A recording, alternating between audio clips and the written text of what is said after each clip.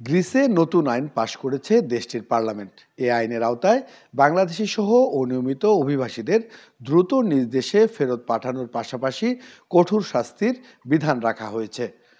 Greece থেকে আমাদের সহকর্মী মতিউর রহমান মুন্না জানান, এই আইনের ফলে বাংলাদেশ, পাকিস্তান ও মিশরের বহু অনিয়মিত অভিবাসীকে ফেরত পাঠানোর পরিকল্পনা করছে দেশটির সরকার। গত বুধবার এ সংক্রান্ত বিলটি পাশ হয়।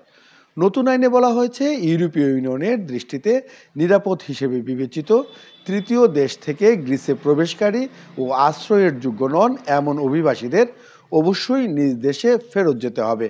আইন ভঙ্গ করলে তাদের সর্বনিম্ন ২৪ মাস কারাদণ্ড ও সর্বোচ্চ ১০,০০০ ইউরো জরিমানা করা হবে। তবে জাতিসংঘের শরণার্থী সংস্থা ইউএনএইচসিআর এ পদক্ষেপের সমালোচনা করে জানিয়েছে, এতে প্রকৃত আশ্রয় প্রার্থীরাও ঝুঁকিতে পড়তে পারেন। তাদের মতে দ্রুততর আশ্রয় প্রক্রিয়া চালু করাই হবে উত্তম সমাধান। গ্রিস সরকার জানিয়েছে, জুলাই মাসে আশ্রয় আবেদন সাময়িকভাবে স্থগিত করার পর শত শত অভিবাসীকে দেশে ফেরত পাঠানো হয়েছে। চলতি মাসে বাংলাদেশ, পাকিস্তান ও মিশরের আরও অভিবাসীকে ফেরত পাঠানোর পরিকল্পনা করা হয়েছে।